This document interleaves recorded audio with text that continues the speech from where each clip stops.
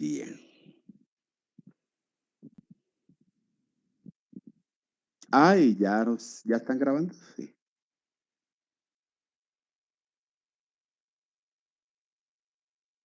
Bueno, listo, perfecto.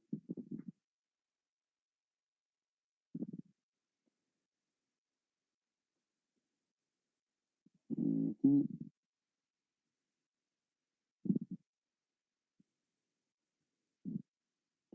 Bien,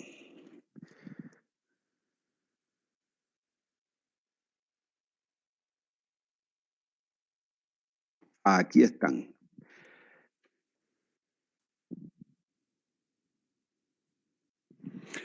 Bueno, entonces,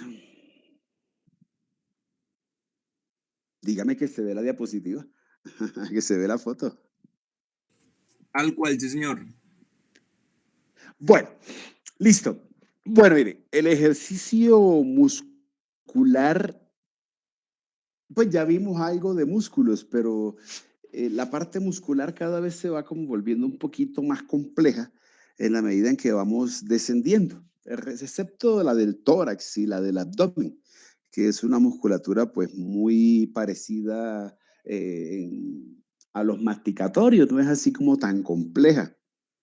Pero en cuello, el miembro superior y el miembro inferior, siempre tenemos una dificultad en cuanto al abordaje y en cuanto a aplicando el principio físico de que toda acción tiene una reacción y simplemente analizar esta historia como eso, como una cadena de eventos en las cuales un movimiento genera una serie de eventos. Yo siempre les digo, un movimiento primario y un movimiento secundario.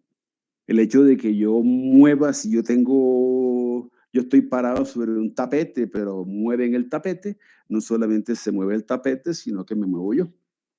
Entonces, en ese orden de ideas y en ese orden de analizar la parte muscular, siempre digo que no es uno grabarse el concepto, sino entenderlo. La lógica prima más sobre el aprenderse o el grabarse esta parte de la dinámica muscular en cuello.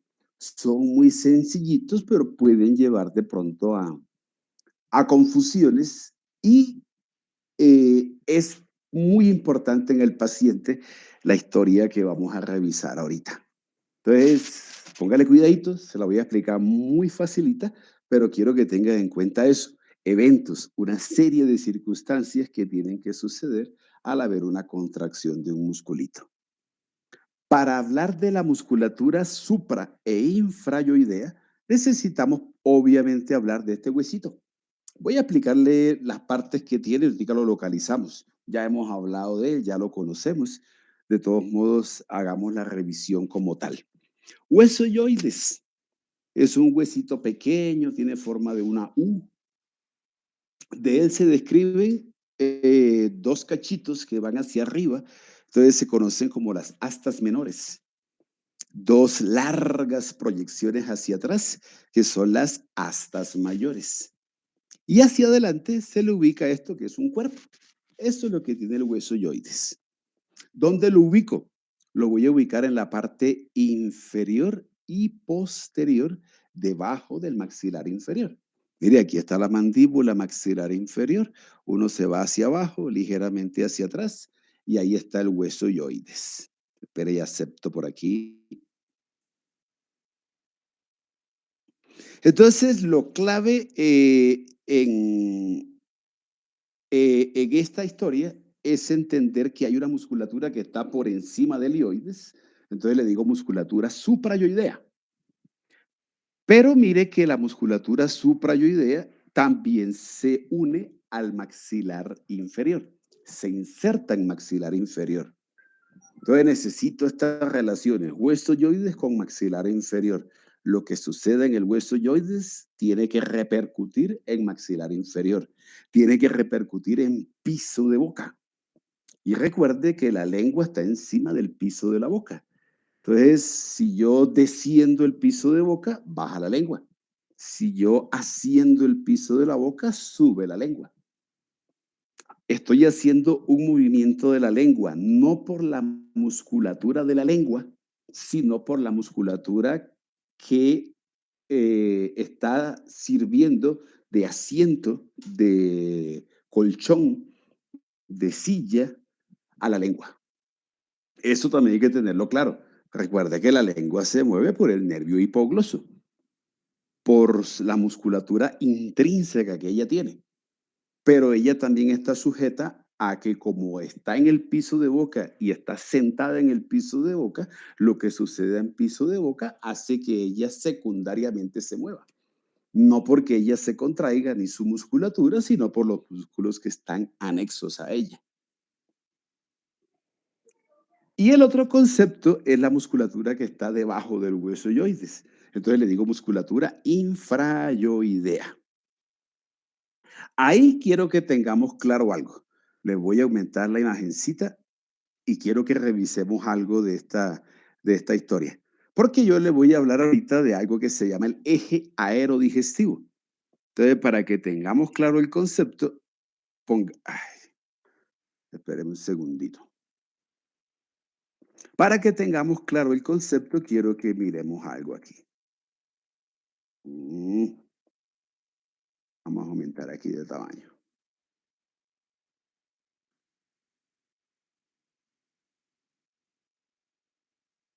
Épale, eso es.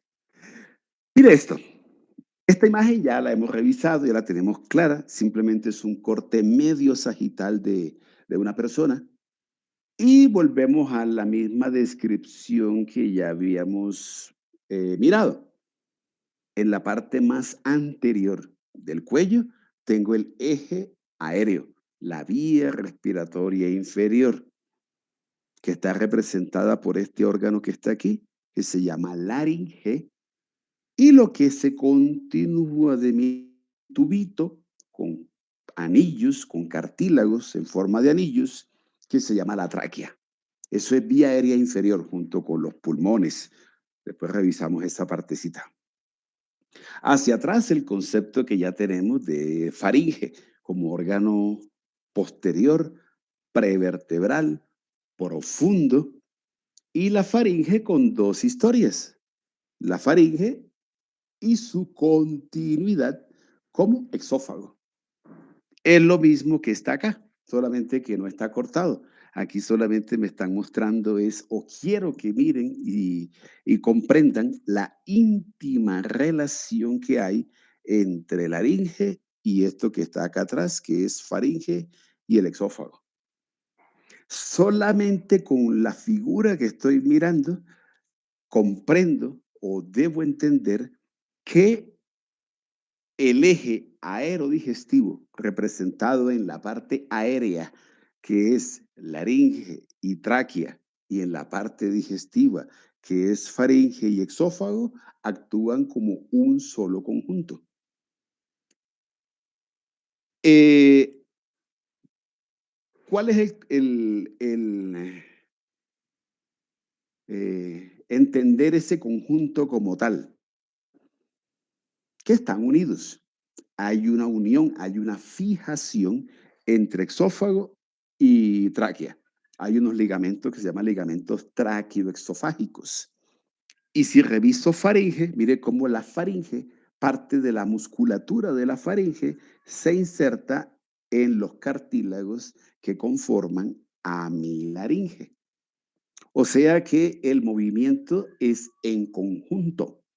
Cuando yo decido descender laringe o tráquea, también desciende faringe y exófago. Y si sube laringe y la tráquea, también sube faringe y exófago. Ese es el conjunto de movimientos que necesito para entender la deglución involuntaria, para aplicarlo a la fonación y también, espera un momentico, y apago este teléfono. Y aplicarlo también a, ¿A qué? Ahí me desconcentré con el pito.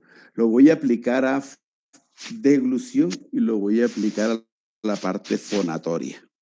Dentro de deglución involuntaria, pero también una historia de protección de la vía aérea. Cuando miremos más detenidamente la laringe, nos daremos cuenta de cómo debe darse ese proceso de deglución, pero también dirigir los alimentos hacia el exófago, pero también proteger la vía aérea para evitar una broncoaspiración. Eso me hace entonces entender que esta musculatura que aparentemente es muy, cuando uno hace la disección ve unos haces musculares muy delgaditos, unos músculos como muy pequeños, representan una gran y muy importante valoración a la hora de daños motores, sobre todo del plexo cervical, y cómo llega a afectar la parte deglutoria, que es una de las que más me preocupa en el paciente, por el riesgo que puede haber de una broncoaspiración si esta musculatura no ejerce la funcionalidad que yo necesito que ejerza. Primer concepto. Segundo, mire lo que le voy a mostrar. Maxilar inferior se une al hueso yoides. Hueso yoides está unido a la laringe, específicamente a este cartílago que está aquí, que es el cartílago tiroides. Usted ve aquí una manchita blanca, ese es un ligamento. Se llama el ligamento tiroyoideo. Y a su vez, mi laringe se une con la tráquea por unos ligamentos que le voy a decir ligamentos cricotraqueales. Esto permite entonces de que en su conjunto se dé toda esta serie de movimientos. Vamos a revisar la musculatura y a ver cómo es esta parte de movimientos que necesito. Imagen, una vista anterior del cuello. Mire que está ligeramente la cabeza llevada hacia atrás. La cabeza está en extensión. La tengo ligeramente ubicada hacia la parte posterior. Esto es el maxilar inferior. Aquí está el hueso yoides. Esto es clavícula. Aquí está el manubrio del esternón. Hago una disección de la parte anterior del cuello.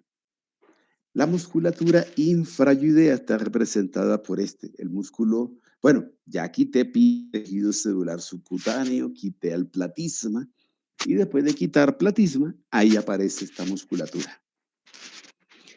El más superficial de la región anterior del cuello en la musculatura infrayoidea es este jovencito que está aquí. Aquí está entero, aquí Néter lo cortó. Es el músculo esternoyoideus. Pues el nombre dice de dónde a dónde va. Va desde la cara interna del manubrio del esternón y la clavícula hasta el borde inferior del cuerpo y hasta mayor del hueso yoides. Ahorita le reviso la función porque es una función parecida con este otro musculito que voy a contarles.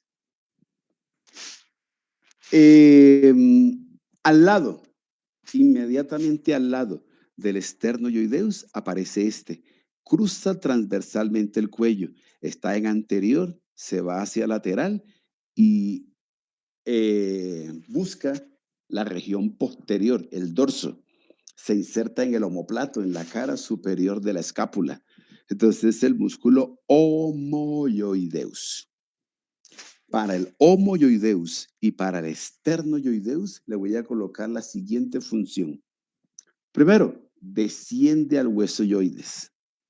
Pero descender al hueso yoides como movimiento primario hace que se genere un movimiento secundario. Y es que al tirar del yoides hacia abajo, colaboro o participo en el descenso del maxilar inferior, apertura de boca. Llevar el ioides hacia abajo hace que esta musculatura simplemente la tracciono y colaboran en el descenso o en la apertura de la boca. La musculatura infrayoidea, representada en homoyoideus y en el esternoyoideus, baja ioides y secundariamente apertura de boca. Listo. Primero dos musculitos. Debajo del esternoyoideus, y por eso está esta figura aquí, aparece este jovencito. Va desde la cara interna del esternón y de la y en el borde, en la cara posterior de la primera costilla, hasta el cartílago tiroides, borde lateral del cartílago tiroides. Ahí tengo una sobresaliente que se llama la línea oblicua del tiroides. Este jovencito se llama el músculo esternotiroideus. Y con el esternotiroideus se me comienza a complicar la historia. Mire lo que vamos a hacer. Cuando el músculo se contrae, tiene que hacer descenso de cartílago tiroides. Pero compréndalo en su conjunto. Eso también implica descenso del eje aerodigestivo.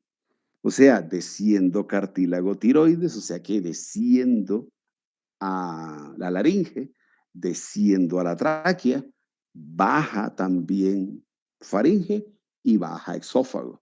Descenso del eje aerodigestivo. Pero si yo llevo mi laringe hacia abajo, se tensiona la membrana tiroidea, lo que también hará que llevo hacia abajo el hueso yoides.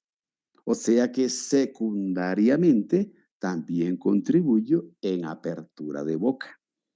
Todo movimiento que implique descender al hueso yoides implica descenso de maxilar inferior. Implica también descenso del piso de boca. Implica también llevar la lengua hacia abajo, la lengua baja, porque el piso de boca desciende. Y todo esto se parte también de lo que es fonación y de lo que es deglución, un movimiento a nivel del piso de boca. ¿Listo? El otro jovencito está aquí.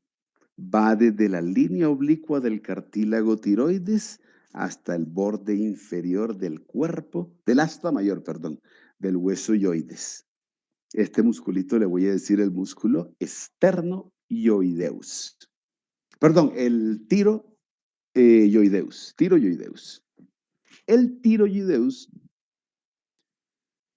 hay que aplicarle doble funcionalidad. La primera, si el punto fijo a la hora de contraerse el músculo es en el cartílago tiroides, cuando el músculo se contraiga, hace un descenso del hueso yoides. Implica apertura de boca, descenso del piso de la boca, descenso de lengua. Y si el punto fijo del tiro yoideus es en el hueso yoides, él tiene que eleva al eje aerodigestivo. Eleva laringe, eleva tráquea, eleva faringe y eleva el exófago. Esa es la musculatura infrayoidea. Estemos en laringe, le encontramos más sentido al hecho de que por qué o qué se genera cuando uno sube o baja al eje aerodigestivo. Listo, esos son los músculos infrayoideos. Recuerde que toda la musculatura infrayoidea está inervada por plexo cervical, específicamente por el ansa cervicalis o ansa del hipogloso, C2 y C3, los nervios que comandan toda esta parte motora de los músculos infrayoideos. Listo, no más con respecto a la musculatura infrayoidea. Cambiemos. Vamos a mirar otra historia. La irrigación, pues ya la tenemos clara, ya eso la pasamos. La inervación también, ya también la tenemos más que revisada. La otra musculatura, la que está encima del hueso yoides. Entonces le digo músculos suprayoideos. Vamos a mirar esta figurita que está aquí y empecemos por esta. De los suprayoideos, uno que ya conocemos, este que está aquí, se llama el músculo digástricus. Recuerde que él tiene dos vientres, un vientre posterior y un vientre anterior. El digástricus como musculito se caracteriza porque los dos vientres musculares están unidos por este tendoncito. Esa línea blanca que usted ve aquí es un tendón. Entonces le digo tendón interdigástrico. Y a su vez, este tendón interdigástrico, mire esta otra manchita blanca que está acá, es aplanada, es un ligamento, pero se le conoce más como una cintilla. Mire que tiene forma así como de una cinta, es aplanadito y ancho. Entonces le digo cintilla digástrica. El tendón interdigástrico une los dos vientres y la cintilla une al tendón con el hueso hioides. Le pongo funcionalidad al músculo digástricos. Cuando él se contrae, tiene que hacer apertura de boca. La contracción del vientre anterior del músculo digástrico incide en descenso de maxilar inferior. Entiéndase apertura de boca.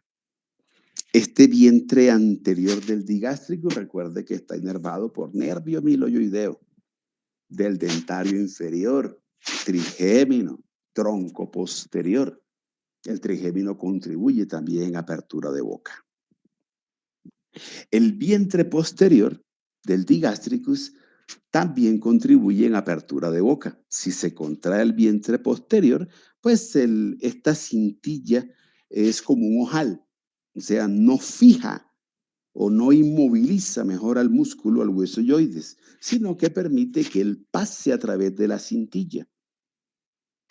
El vientre posterior del músculo digástrico está inervado por nervio facial y por el glosofaringio. ¿Se acuerda que hablábamos allá de un ansa de Haller, de la unión del facial del séptimo con el noveno par craneal? Eso hace que la contracción del vientre posterior también contribuya en ese tirar hacia abajo al maxilar inferior, apertura de boca. Pero también se da un evento y es que cuando se pueden contraer a la vez tanto el vientre posterior como el vientre anterior. Si se contraen a la vez los dos vientres musculares del músculo digástricus, pues simplemente lo que hago es elevar al hueso yoides. Y si elevo al hioides, también sube el eje aerodigestivo. También elevo al piso de boca, lo que también hago que la lengua suba, la lengua se impulsa hacia arriba. Ese movimiento también, recuerde, fonación, deglución, contribuye. El otro musculito que voy a revisar de los suprayudeos es este jovencito que está aquí. Va desde la apófisis estiloides hasta hueso yoides, ahí entre lo que es cuerpo y algo del asta mayor del hueso yoides. Es el músculo estiloioideus. El estiloioideus no solamente eleva al hueso yoides, sino que también lo lleva hacia atrás. Aquí también se me complica un poquitico la historia. Uno, si elevo al hueso yoides y lo llevo hacia atrás, también implica que llevo al eje aerodigestivo hacia arriba y hacia atrás. También implica que elevo al piso de boca, elevo lengua. Pero al llevar al hioides hacia arriba y hacia atrás, sucede algo más que elevar al piso de boca. Posiciona este hueso yoides aquí, hacia arriba y hacia atrás. El piso de boca aumenta el diámetro antero-posterior. Si yo llevo a este yoides en una posición superior y posterior, el piso de boca, la distancia, el diámetro antero-posterior se aumenta. Pero la orofaringe se cierra. Esa es una dinámica muscular que tiene el estiloioideus. Eso también es deglución y eso también es parte de la dinámica muscular de la fonación. Llevar al hioides hacia arriba y hacia atrás. La terminología habla de una elongación del piso de boca. Esa elongar es como estirar. Entiéndase la elongación como ese aumento de la distancia pero en sentido antero-posterior, de adelante hacia atrás, del piso de boca. Y le quito o le resto espacio a la orofaringe. El estiloideo es nervio facial, séptimo par craneal. ¿Listo? Con este jovencito. El otro también lo conocemos ya, es el piso de boca, el músculo miloioideo. Ahí también tengo otra dinámica muscular un poquito compleja. El miloioideo, recuerde que se inserta en un relieve óseo que está en la cara interna del maxilar inferior, que es la línea oblicua interna o miloioidea. Y el otro punto de inserción que tiene el miloioideo es en el borde superior del cuerpo del hueso yoides. ¿Qué funciones tengo que revisar? Si el miloioideo tiene un punto fijo en maxilar inferior, tiene que llevar a este hueso yoides hacia arriba. Si desplazo el yoides hacia arriba, recuerde, se eleva también el eje aerodigestivo. Elevo el piso de boca, elevo lengua. Y si el punto fijo del miloioideo es en el hueso yoides, pues él simple y llanamente tira del maxilar inferior hacia abajo. Entonces contribuyo en apertura de boca. El miloioideo es inervado por nervio miloioideo, trigémino, tercera división del trigémino. Recuerde que el nervio miloioideo es rama del nervio dentario inferior. Tercera división del trigémino, tronco posterior, apertura de boca. Listo. Me queda solamente un musculito.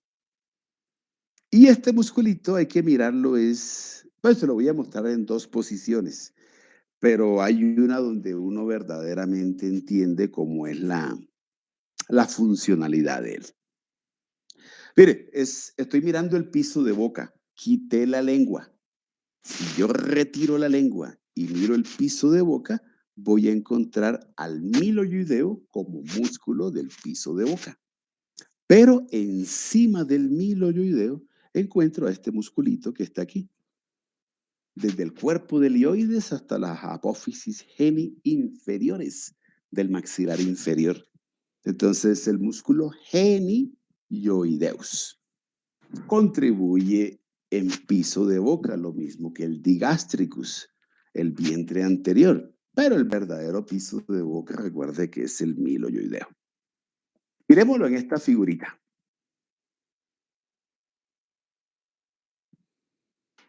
Esta que está acá. Mire, aquí está hueso yoides y aquí está maxilar inferior. O sea que esta mancha que se ve aquí de color negrita tiene que ser el músculo genioideus.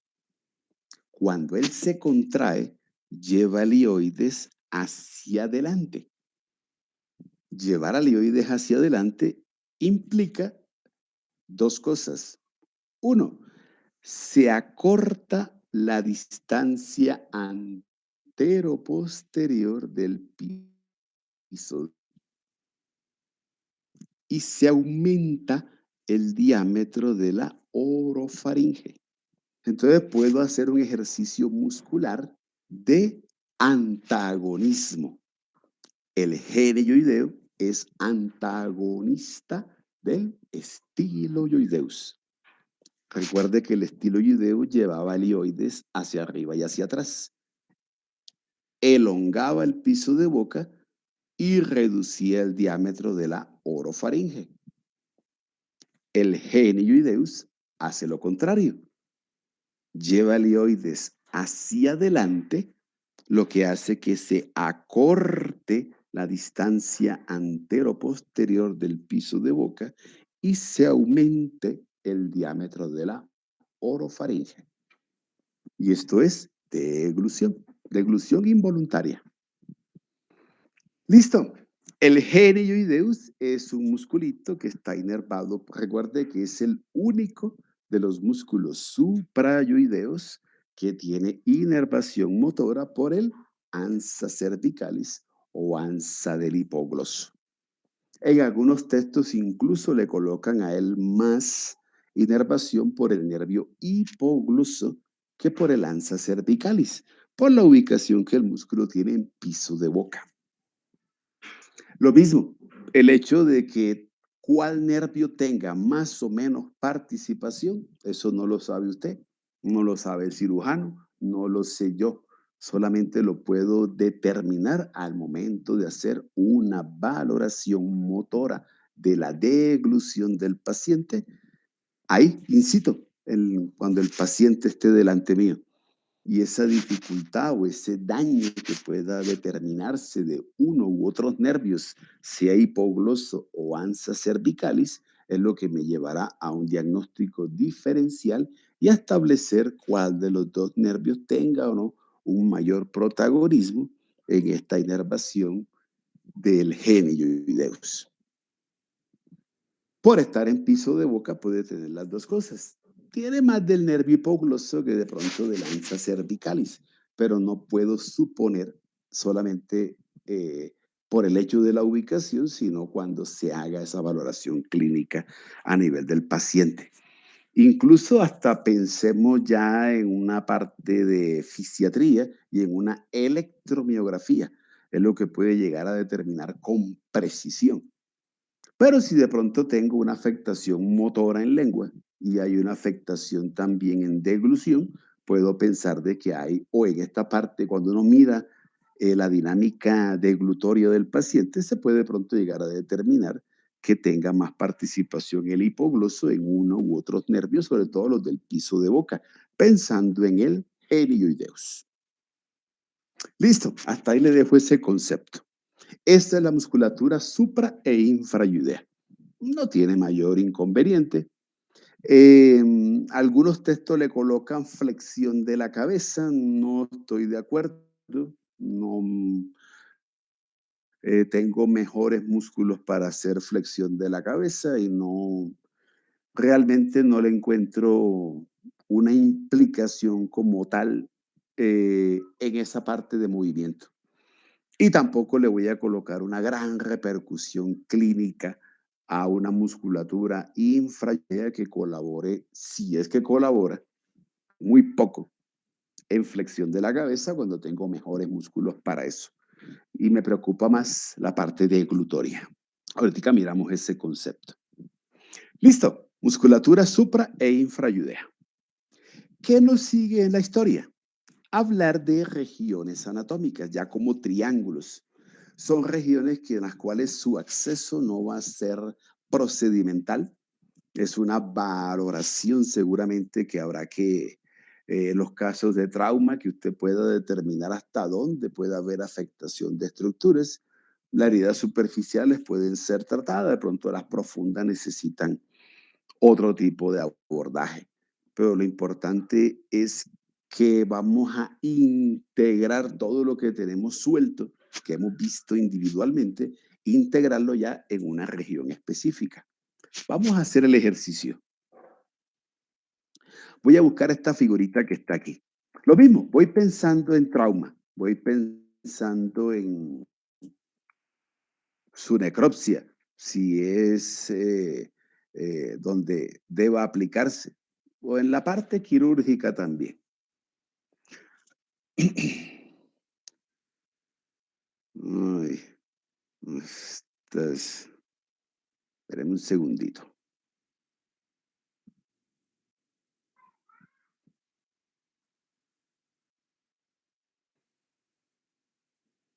Esto sí está lento hoy.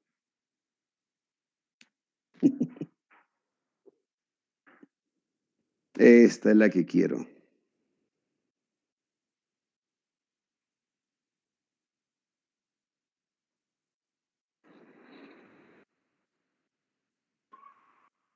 Bueno, entonces voy a comenzar con región suprayudea. Ay, aquí están las dos figuras. Está perfecta esta.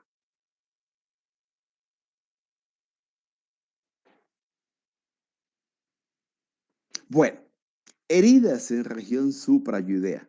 ¿Qué hay en esta región suprayudea entre lo que es piso de boca, techo de cuello, huesoyoides, región supra, piel, tejido celular subcutáneo, músculo platisma o cutáneo del cuello. En esta figura ya lo retiré. Me enfrento debajo del platisma a la parte venosa. Ya usted la conoce. Dos venas submentonianas que me forman vena yugular anterior. Es el primer componente, en este caso vascular, no tan voluminoso, pero sí provoca un sangrado, pues que hay que saber controlarlo. Después de esta parte venosa viene el contenido muscular. Si lo tomo en orden de abajo hacia arriba, de superficial a profundo, el primer musculito con que me encuentro después del platisma y después de la parte venosa, las venas submentonianas y yugular anterior, son los dos vientres anteriores del músculo digástricos. Después sigue músculo miloioideo. Después del miloioideo, encima genioideus. Sigo profundizando y ya en piso de boca, recuerde que tengo glándula salival sublingual. Y ahí, con esta glándula salival sublingual, recuerde que también hay una historia lejana de una glándula submandibular que está a nivel del ángulo de la mandíbula, piso de boca, pero más hacia posterior, pero un conducto, que es el conducto de Wharton, que viaja por el piso de boca y recuerde que él termina en la base del frenillo lingual. Entonces, es menester en las heridas o en esta historia de piso de boca, tener en cuenta a la glándula sublingual por estar ahí, debajo de lengua, en región suprayoidea, piso de boca, pero también tener en cuenta a un conducto, que es el de la glándula submandibular, que se encuentra ahí en esa región del piso de boca, a pesar de que la glándula se encuentre más hacia posterior. Dentro del contenido arterial, recuerde, arteria lingual, vena lingual, arteria miloioidea, vena miloioidea, la rama lingual que nace de la dentaria inferior, su homónima venosa también. En piso de boca hay que revisar nervio lingual, nervio hipogloso. Hay ganglios linfáticos, que es una historia que vamos a integrar más adelante. Ganglios linfáticos sublinguales y submandibulares. Y si ya voy mucho más arriba, lo último que me queda es la mucosa que tapiza al piso de la boca y lengua. Y aunque usted no lo crea, llegan esas heridas. Llegan heridas que pueden traspasar al piso de boca. Entonces, también dependiendo de lo que se ve a través de la herida, también se determina qué se afecta. Si usted ve una secreción, ve que fluye sangre, recuerde, es como oscurita y es como si abriera una plumita, está afectado alguna vena, o la lingual, o alguna de las ramas linguales, la submentoniana o la yugular anterior. Bueno, usted hace la exploración, eso le van a enseñar más adelante, pero puede diferenciar un sangrado venoso. Recuerde que si es arterial, la sangre sale como en burbujitas, asimilando la contractilidad que hace el corazón. Esa sístole y esa diástole hace que la contracción y relajación cardíaca hace a su vez que la sangre salga así, no continua, sino de manera discontinua, como haciendo burbujitas. Evalúa también una secreción que pueda salir parecida a la saliva. Entonces no tiene de pronto una herida como tiene la herida como tal, pero no está fluyendo sangre, sabe la sangre combinada como con la saliva. Es básicamente lo mismo. Puede determinar entonces que está afectada o la glándula sublingual o alguno de los conductos que transitan por piso de boca, el conducto de Wharton.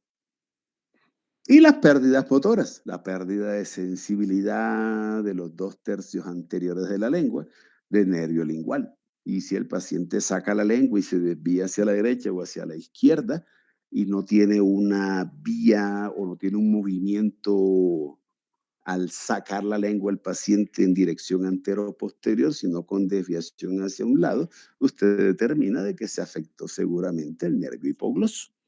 Entonces, desde el concepto de la aplicación de movimientos versus pérdidas sensitivas, más la herida y la ubicación de la herida, determine las estructuras anatómicas que están ubicadas en piso de boca. Región suprayoidea. Todas las teníamos, nos faltaba era integrarlas. Ahí están integradas en esa región de piso de boca y techo de cuello. No hay problema. Ay, se me olvidaba algo. Recuerde, ahí en la región suprayudea también hay que valorar nervio facial. Recuerde el ramo cervical del nervio facial que va con destino al músculo platismo o cutáneo del cuello.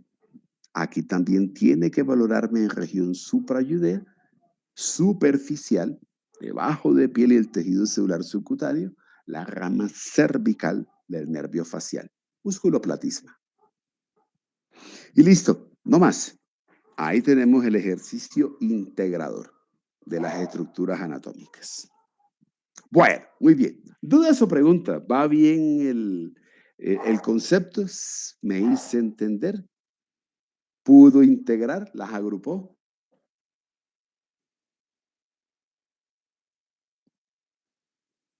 Sí, señor, por el momento, claro. Bueno, muy bien. Bajo. Y ahora voy a revisar este triangulito que está aquí. Mire que se lo tengo señalizado. Una línea horizontal que pase por el hueso yoides. Me voy por los bordes anteriores del músculo esternocleidomastoideus y simplemente siguiendo esa dirección de los musculitos, llego hasta el manubrio del esternón. Ahí delimito a un triangulito o a una región que es la región infrayoidea.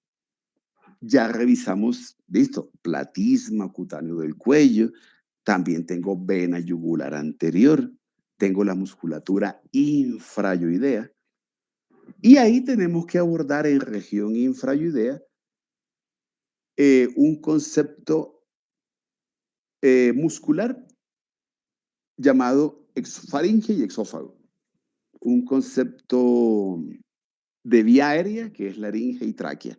Vamos a hacer, y también un concepto glandular que es glándula tiroides y glándula paratiroides.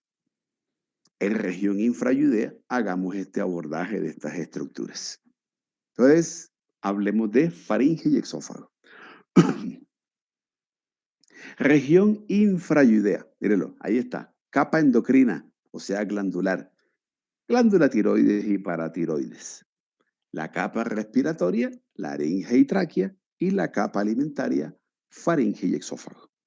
Hagamos el ejercicio de revisión de estructuras. Es muy sencillito.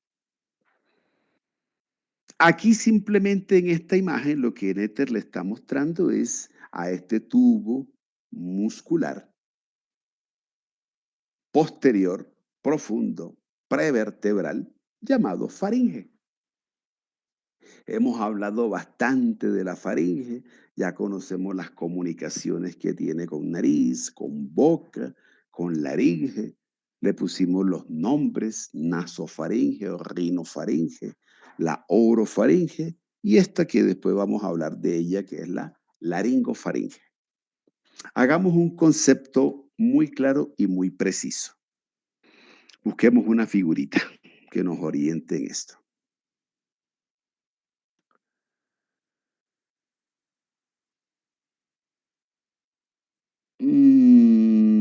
A ver. Ay, me desespera cuando esto no avanza. Listo, esta me sirve. Entonces, el concepto de faringe lo necesito como un tubo músculo membranoso que va desde la base del cráneo la porción basilar del hueso occipital, hasta la sexta vértebra cervical. Lo proyecto atrás con C6. Ese sería el, como la delimitación que puedo hacer de la faringe.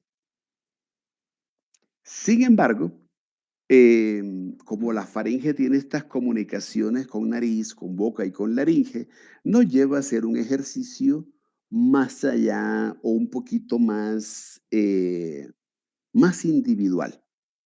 Vamos a hacerlo. Voy a aumentarle el tamaño.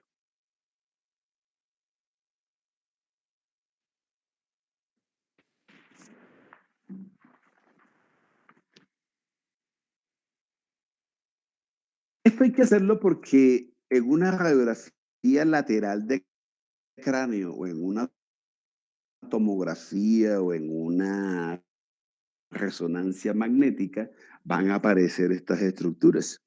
En la radiografía pues tiene más tonalidades radiopacas, radiolúcidas. Si es radiolúcido recuerde que es más negrito, si es radiopaco es más blanco. Lo óseo es lo que uno busca en la radiografía porque uno quiera buscar o la presunción de alguna afectación a nivel de hueso. Pero en la radiografía también se ven estructuras blandas. El rayo X atraviesa a esas estructuras y sobre la placa se pueden ver algunos relieves, algunas tonalidades que pueda uno diferenciar a estructuras blandas. Y ni qué decir de una tomografía o de una resonancia magnética. Entonces, faringe como tal, base de cráneo, límite superior, hasta sexta vértebra cervical, que sería su límite inferior. Ahí la faringe simplemente termina como faringe y ya comienza un tubito que se llama exófago. Sin embargo, la faringe y específicamente su parte en relación con nariz, que es nasofaringe, necesito buscarle una individualidad en delimitación. Vamos a hacerlo sencillito. Entonces, nasofaringe. La nasofaringe tiene un techo, la base del cráneo, pero también tiene un piso. El piso de la nasofaringe es paladar duro y paladar blando. Y si lo proyecto hacia atrás, aquí me está mostrando las vértebras cervicales. Entonces me voy a colocar en C2, la segunda vértebra cervical, el axis. Hablar de orofaringe, le busco un techo. Bueno, el techo de la orofaringe es paladar duro y paladar blando. Si lo proyecto hacia atrás, C2, segunda vértebra cervical. Y el piso de la orofaringe lo puedo estimar adelante con hueso yoides. Y hacia atrás lo voy a ubicar con la cuarta vértebra cervical, C4. Y cuando hablo de mi laringofaringe, la voy a ubicar entre la cuarta vértebra cervical, hueso yoides, buscándole el techo a esta laringofaringe, y abajo el piso lo voy a ubicar en sexta vértebra cervical e incluso lo puedo proyectar hacia un cartílago que tiene mi laringe que se llama el cartílago cricoides. Cartílago cricoides. Entonces, mire que hacemos un ejercicio diferenciador por partes, por regiones, siempre teniendo puntos anatómicos precisos, algunos palpables, otros no. Pero los palpables, pues pueden, como su nombre lo indica, palparse a través de la piel y los no palpables son para referencias anatómicas óseas en las cuales uno pueda proyectar eh, a través de líneas, a través de planos, líneas imaginarias, para poder establecer siempre con relieves, sobre todo los relieves óseos de la columna, para esa lectura de imágenes y podernos ubicar y extrapolar en qué parte de la columna estoy y cuál es su proyección hacia estructuras, hacia la parte anterior o estructuras anteriores. Siempre son relaciones. Cuando uno revisa la imagen radiográfica o cualquier imagen diagnóstica, el ejercicio clave de una lectura está también en tener un orden y uno poder extrapolar una estructura con las que estén vecinas para poder ubicarse. Ese es el ejercicio anatómico en esta parte de faringe. Listo, no más. De la faringe también me interesa algo y es una parte contráctil que ella tiene. Y esa contractilidad, porque recuerde que es un tubo muscular, músculo membranoso, 15 centímetros de longitud aproximadamente. Y esta figurita, aunque es viejita y es en blanco y negro, me está mostrando es la musculatura faríngea. También se la voy a mostrar en Néter, porque estamos más ubicaditos en la parte de Néter. Esto que usted está viendo aquí es una pared posterior de la faringe. Aquí está en posición y aquí Néter cortó y simplemente desplazó a una parte de la faringe hacia un lado para que usted vea las dos imágenes. La faringe como músculo tiene una musculatura que se llama intrínseca y otra que es extrínseca. Lo intrínseco es lo que está adentro de y es lo que cambia la forma del órgano.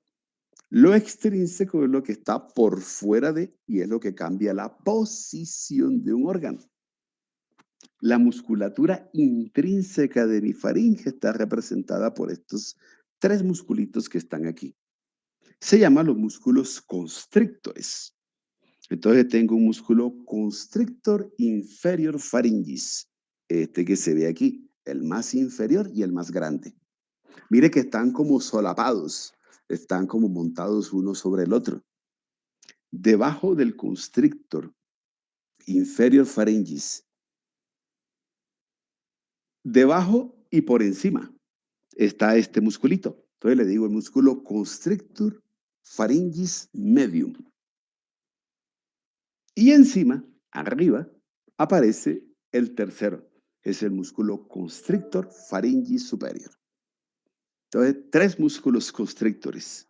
El superior, el medium y el inferior. Esta musculatura intrínseca, mírela, ahí cómo está. Aquí también tengo el constrictor inferior, el medium y el superior. Clave, el medium lo relaciona con huesos yoides. El inferior lo relaciona con cartílago tiroides y con un cartílago que se llama el cartílago cricoides. Laringe. El constrictor inferior faringis toma inserción en laringe. Y el constrictor superior, arriba, porción basilar del hueso occipital. Y abajo se va a insertar en línea oblicua interna, cara interna del maxilar inferior.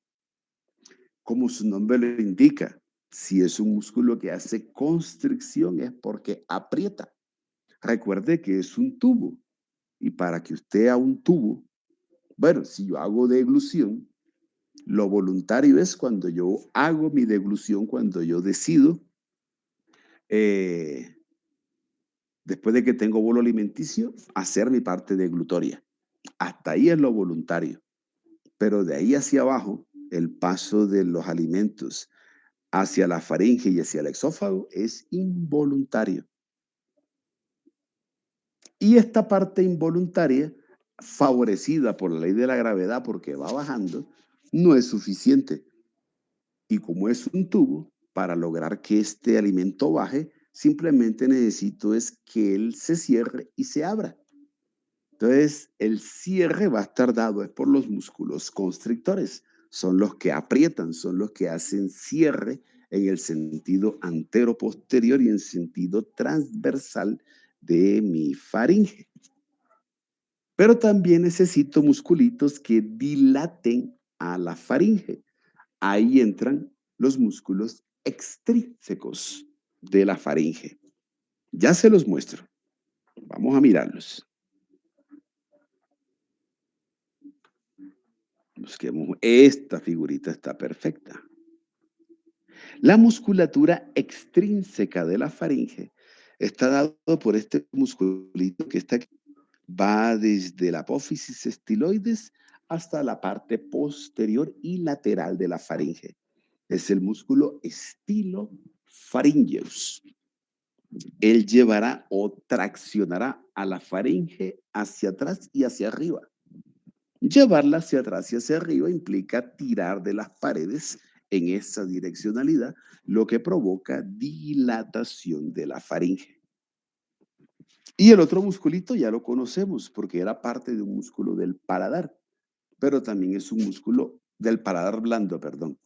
Y también es un músculo extrínseco de mi faringe, desde el paladar blando hasta la porción posterolateral de la faringe.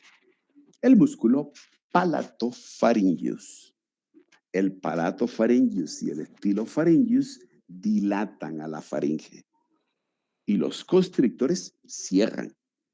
Ese ejercicio de abrir y cerrar es el ejercicio que impulsa a que el alimento pase de la faringe y continúe todo ese viaje a través de la vía digestiva hacia el exófago. Es el inicio de este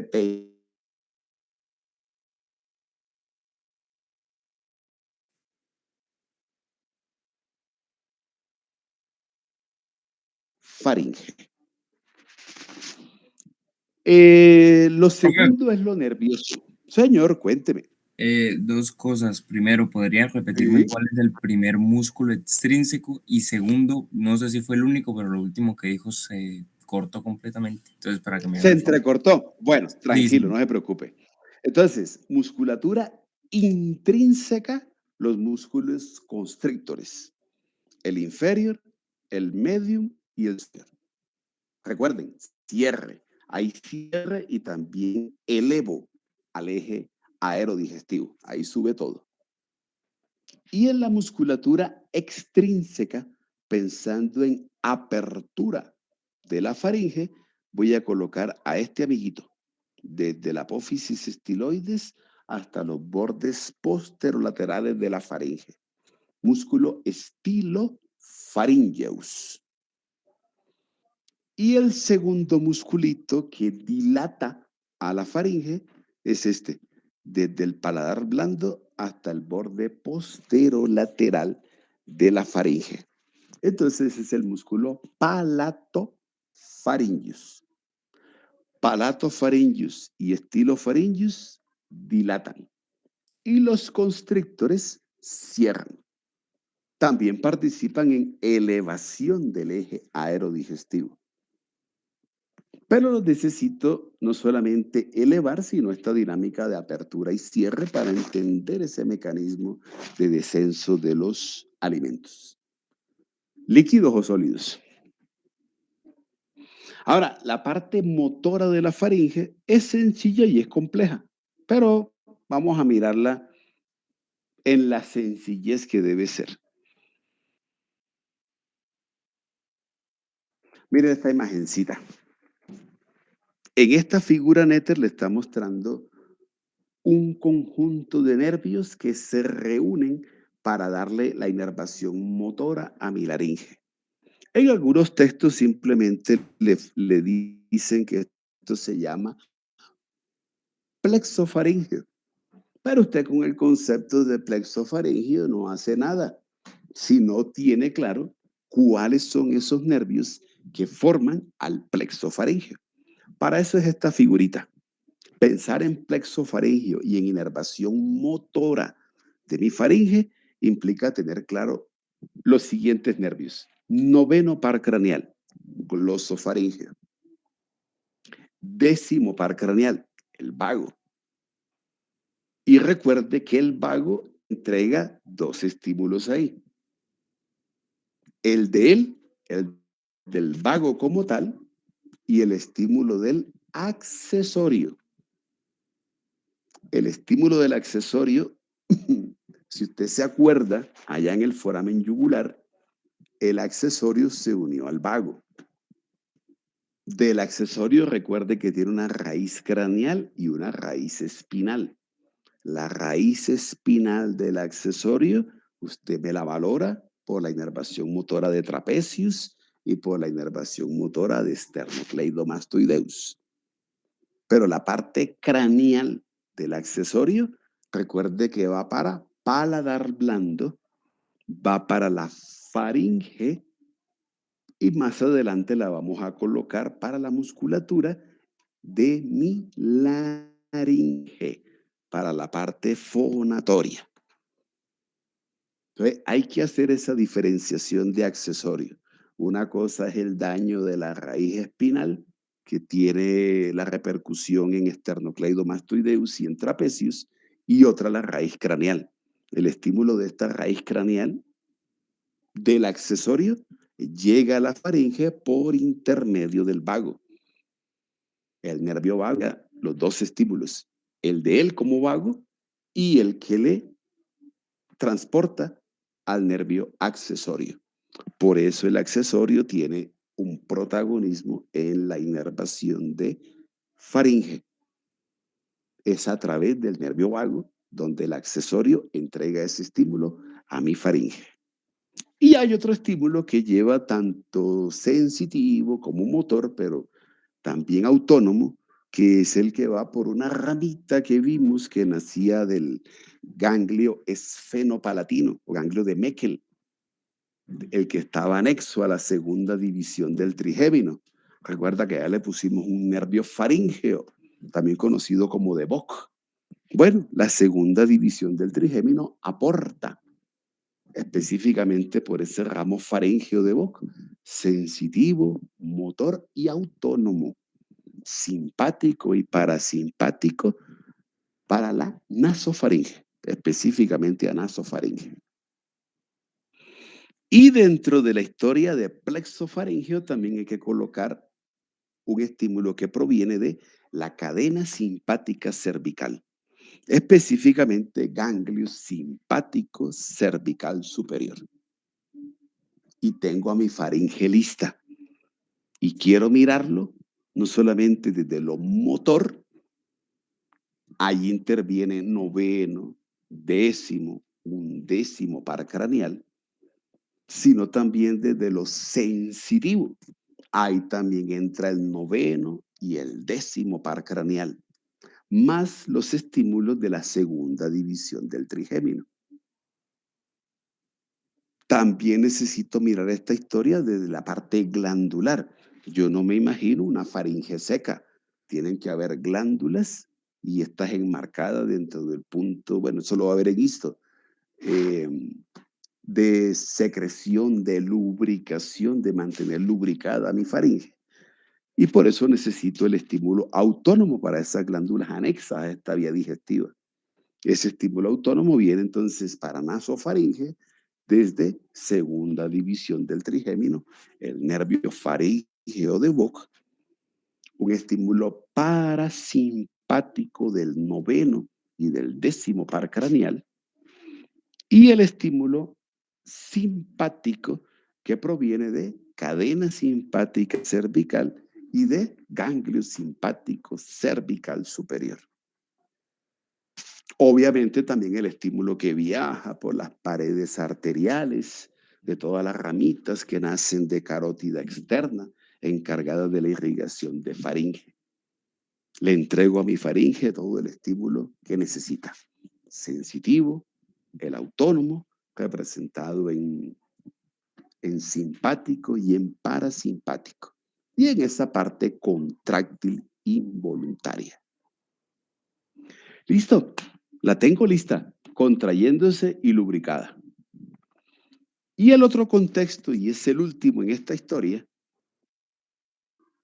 y se lo pongo aquí porque tengo una figurita muy ilustrativa con respecto a eso, esta que está aquí, de Moore. Mire que coincidencialmente la faringe tiene un problemita, y es que se relaciona con nariz que está expuesta a lo que usted ya sabe, un medio ambiente que hay aire, pero aire contaminado. También está expuesta a cavidad oral, también una zona de paso de alimento, pero también de impurezas que pueden haber en el medio ambiente o incluso en los alimentos como tal. Eso hace entonces que yo necesite que mi faringe esté preparada. Y esta preparación que quiero se llama ganglios linfáticos. Recuerde que los ganglios linfáticos son esas estructuras o esa parte del sistema circulatorio con esas cualidades de reaccionar ante procesos infecciosos o ante procesos cancerígenos. Los ganglios, otra parte linfática, actúa en el sistema de defensa del cuerpo, pero también de alerta ante procesos infecciosos. Y en esta imagen que está aquí, me está mostrando simple y llanamente es cómo hay un grupo de ganglios linfáticos de tonsilas agrupadas alrededor de la faringe y enmarcando a estos huecos, a estas comunicaciones del medio ambiente externo con mi interior. Ellas se reúnen y forman una estructura muy conocida y que ustedes después la van a revisar, linfática, que se llama el anillo de Waldeyer. Aquí está, mírenlo, anillo de Waldeyer. Ese anillo de Waldeyer se entiende como la reunión de amígdalas de tejido linfático, de tonsilas que están ubicadas de la siguiente manera. Uno, las amígdalas que están en el techo de la nasofaringe, estas que habíamos hablado acá y estas que están aquí representadas, son las amígdalas faríngeas o adenoides. Bajo, a la derecha y a la izquierda, en la pared posterolateral de la nasofaringe, están las amígdalas tubarias o tubáricas, esas que se encuentran aquí a la entrada de la trompa faringotimpánica o trompa de Eustaquio. Bajo y me encuentro con otras dos amígdalas en la pared posterolateral de la boca, las amígdalas palatinas. Y bajo y me encuentro con el último grupito de amígdalas, las amígdalas linguales. Eso es lo que el esquema le trata de mostrar. Este conjunto de amígdalas formando a este anillo de Waldeyer. Amígdalas faringeas o adenoides, las amígdalas tubarias o tubáricas, las amígdalas palatinas y las amígdalas linguales. Por eso le dicen, bueno, y si cuando tengo amigdalitis y es muy repetitiva, y si quitan las amígdalas palatinas, ¿qué pasa? Pues literalmente tengo otro conjunto, otro arsenal de amígdalas que pueden seguir supliendo esta necesidad fisiológica del tejido linfático como tal. Entonces, no son las únicas, es un gran conjunto de amígdalas que se encuentran ahí como resguardando y coincidencialmente, como le digo, con estas regiones que están expuestas a esas impurezas.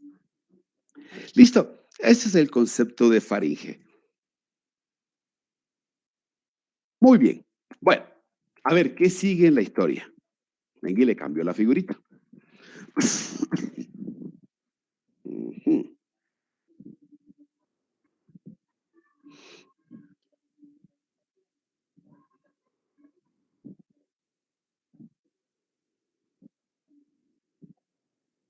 Bueno, después de faringe, recuerde que estoy a nivel de C6. El piso de la faringe, la terminación de mi faringe, la pusimos en la sexta vértebra cervical, hacia atrás. Y hacia adelante le dije que era un cartílago de mi laringe, que era el cartílago cricoides. Mire, en este esquema que está aquí, recuerde, la faringe se continúa como exófago. O sea, donde termina mi faringe, comienza el exófago. Si mi faringe termina en C6, implica que en C6 también comienza el exófago. El exófago como tubo sigue siendo vía alimentaria, solamente que la faringe se estrecha. De ese estrechamiento que tiene la faringe en su terminación es para darle origen a este tubito, a la continuidad de la vía alimentaria, que es el exófago. El problema con el exófago es que es un tubo largo. Aquí le cambio la diapositiva para que miremos esa descripción como tal. El exófago es un órgano cérvico torácico abdominal. O sea, está a nivel de cuello, o sea, exófago cervical, 5 a 6 centímetros aproximadamente. Tengo una parte del exófago que viaja y desciende por el tórax, entonces será el exófago torácico. Es prevertebral, pero después, bueno, después le cuento la historia. Tiene un primer recorrido prevertebral y después le roban ese espacio. La aorta, digámosle que le quita esa condición que trae el exófago de ser un órgano prevertebral. Eso se lo explico en tórax, no se afane. Ahorita solamente quiero que tenga el concepto de que hay un exófago a nivel de tórax y que su longitud en promedio es de 16-20 centímetros aproximadamente. Pero este exófago también tiene que pasar abdomen. Ese paso del tórax hacia el abdomen tiene que hacerlo a través de este musculito que está representado aquí. Recuerda, el principal músculo inspiratorio, el músculo diafragma toracoabdominal, y también es un musculito que me divide o sirve de delimitación a lo que es cavidad torácica con cavidad abdominal. Pero obviamente la figura me está mostrando que para que eso suceda, tiene que haber un huequito, o el músculo diafragma toracoabdominal tiene que tener huecos que se conocen con el nombre de hiatos, con H, que permiten el paso de las estructuras que quieran ir del tórax al abdomen o del abdomen hacia el tórax. El paso del del exófago por el músculo diafragma, más o menos se estima que ahí hay 1 o 2 centímetros aproximadamente. Y después el exófago ya pasa a cavidad abdominal, ya es un exófago abdominal y su terminación en estómago. Ahí tengo entre 3 a 4 centímetros. Esa es la descripción general que hago de este órgano cérvico, torácico, abdominal, que es exófago. Pero la historia del exófago comienza en cuello, C6. Hay cosas que puedo abordar del exófago ahorita y otras que no. De la historia del exófago quiero revisar de una vez esto que está aquí, en esta figurita. Néter en esta figura le está mostrando es que el exófago en su recorrido está sometido a constricciones. Estas constricciones que tiene el exófago son literalmente también procesos o condiciones patológicas que pueden existir en el paciente. Entonces, empecemos a revisar esta historia. Primero, el exófago en su inicio a nivel de C6 tiene dos condiciones que revisar. Uno, en su inicio en C6 está la primera constricción del exófago. A eso se le llama esfínter exofágico inferior. Donde inicia, ahí está su primera constricción. Pero también hay un punto débil. El punto débil del exófago también está en su inicio. Y ese puntico se conoce muy comúnmente como el triángulo de Killian. Yo creo que por aquí debe estar. Bueno, K-I-L-L-A-N, triángulo de Killian. Ese triangulito de Killian, por ahí debe estar, no me preocupe. A ver.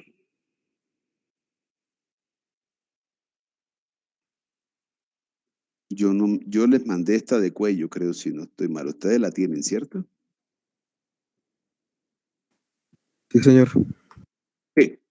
Bueno, ahí debe estar el triángulo de Killian. Bueno, ya se los deletré, no tiene problema. Entonces, C6, inicio de exófago. Primera contracción del exófago, entiéndase, esfínter exofágico superior. Y a la vez, punto débil del exófago, triángulo de Killian. Listo. La segunda contracción del exófago me la representan aquí, en este tubito. Este es el callado aórtico. Eso es a nivel de T4, cuarta vértebra torácica. La aorta, cuando hace ese doblez, cuando hace el arco aórtico, se apoya con el exófago y le hace cierta constricción, apretamiento. La tercera constricción, también en T4, está representada por este tubito que está aquí. La tráquea, como parte de mi vía respiratoria, tiene un punto donde ella se bifurca y me da origen a estos dos proyecciones laterales que son los bronquios principales. El bronquio principal izquierdo también se considera como una estructura que ejerce una constricción, un apretamiento sobre el exófago. Estas dos no son tan patológicas como tal. Tienen más repercusión la de arriba, el esfínter esofágico superior. Y esta que está acá abajo.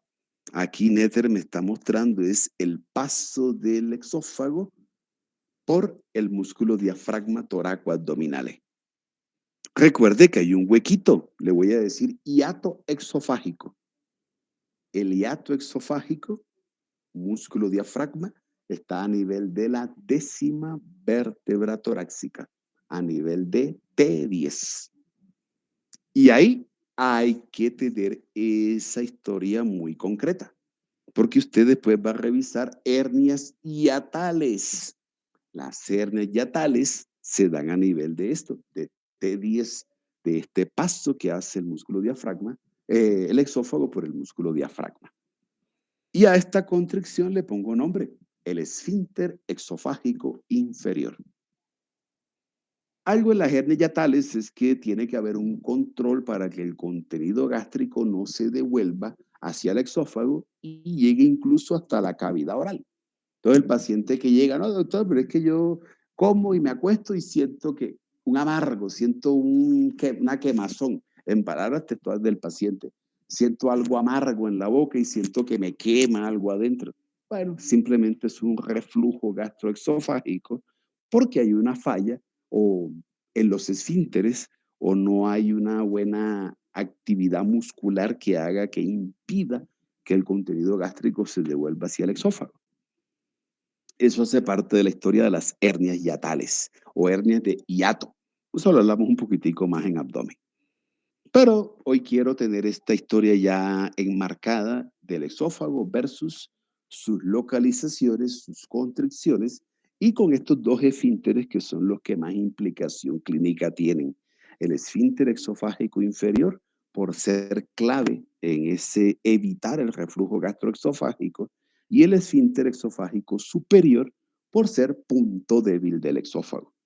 Todo punto débil muscular da la probabilidad de que hayan evaginaciones.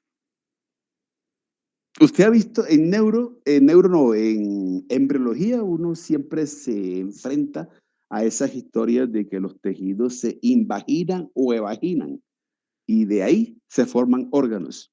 Recuerde que la invaginación es cuando algo se introduce a través de. Les puse el ejemplo que se me ocurrió y lo he repetido. Usted coja la lata del carro y le da un martillazo. Se hunde la lata. Eso es una invaginación, o sea que se va hacia adentro. Pero cuando usted golpea una llanta, le sale como una bolita, le sale como un chichón, le sale como un turupe, como una bolita. La proyección externa de una capa provoca es una evaginación. En este caso, las evaginaciones también se le llaman divertículos.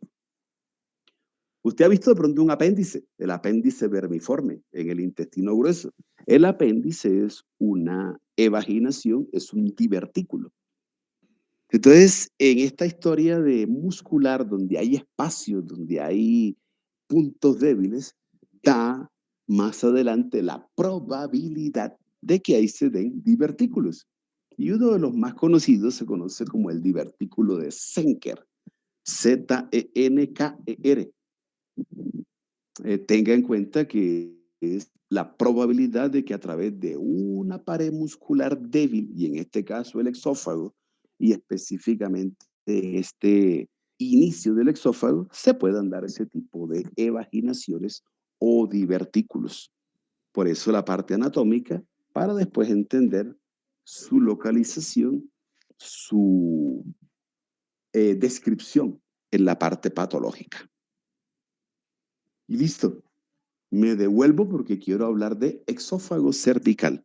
Hablemos de ese exófago cervical.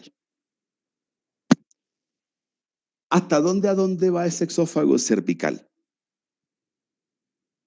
La entrada al tórax está enmarcada por esto que usted está viendo aquí. Tengo manubrio del esternón. Aquí tengo los primeros cartílagos costales que se relacionan obviamente con primera costilla y se relacionan con la primera vértebra torácica. A este anillo, a esta forma elíptica, ubicada en la parte superior del tórax, me demarca la delimitación para que una estructura deje de ser cervical y pase a ser torácica. O a la inversa, una estructura deje de ser torácica para ser cervical. Le voy a decir orificio torácico superior. Entonces el exófago cervical, esos 5 a 6 centímetros de exófago cervical, tienen que ir desde C6, sexta vértebra cervical, el inicio del exófago, la parte superior del exófago, hasta el punto en que el exófago pasa a través del orificio torácico superior. Y ya empieza un recorrido a nivel de tórax. ¿Qué necesito del exófago cervical? Uno, entender algo. Yo le puse esta figurita aquí y Néter aquí le puso como un ganchito y está jalando para que corrobore lo que yo le dije ahorita. Hay medios de fijación entre la tráquea y el exófago, ligamentos tráqueo-exofágicos. El exófago ni es móvil ni es inmóvil. Está como un órgano semimóvil. Ni está fijo ni está tampoco a la deriva para que se mueva. Entonces, poco móvil, semimóvil. Y del exófago, quiero también tener muy en cuenta no solamente una relación hacia atrás con vértebras, un órgano que sigue siendo prevertebral, con vértebras cervicales y vértebras torácicas hasta la octava vértebra torácica. Más o menos lleva esa ubicación prevertebral, sino también una relación que tiene, mira, aquí en esta figurita es un corte transversal a nivel de C7, a nivel de base de cuello. Aquí está la vértebra torácica, aquí está el exófago, esto tiene que ser la tráquea, aquí tengo esta masa glandular que es glándula tiroides, y hacia los lados me está mostrando es carótida con yugular interna y el vago. Entonces, como órgano, el exófago tiene una delimitación o una pared posterior que es columna vertebral, vértebras cervicales. Hacia adelante, una relación que tiene con tráquea. Hacia los lados, una relación con glándula tiroides y también con el eje yugulocarotidio. Yugular interna, carótida primitiva y en la mitad, nervio vago. Recuerde que siempre van ahí. De la mano, esas tres estructuras. Y para el exófago, la parte muscular que hoy describimos en el exófago es una misma pared muscular que está a todo lo largo de la vía digestiva hasta que lleguemos al conducto anal.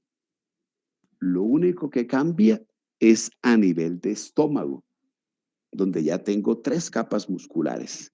De resto, la misma capa muscular del exófago es la misma en el intestino delgado, es la misma en el intestino grueso y termina a nivel de conducto anal.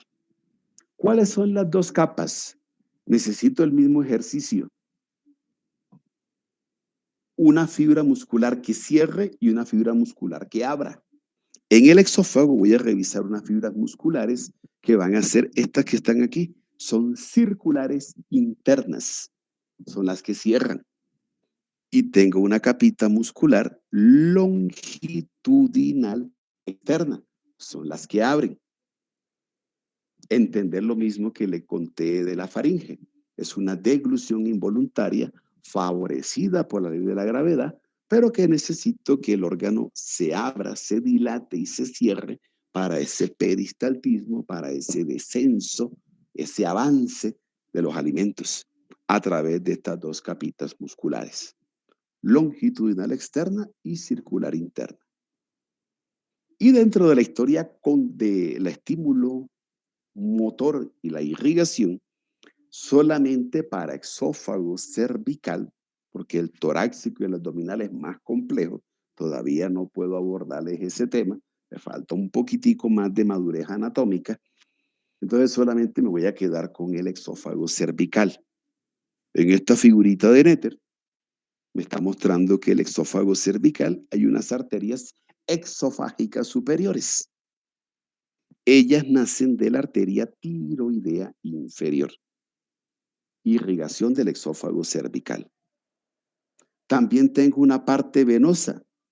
Venas exofágicas inferiores desembocan en venas tiroideas inferiores, pero ahí tengo un problemita.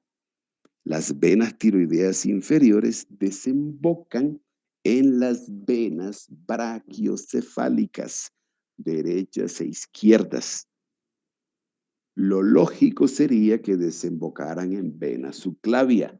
No, las venas tiroideas inferiores desembocan en las venas brachiocefálicas, derechas e izquierdas respectivamente.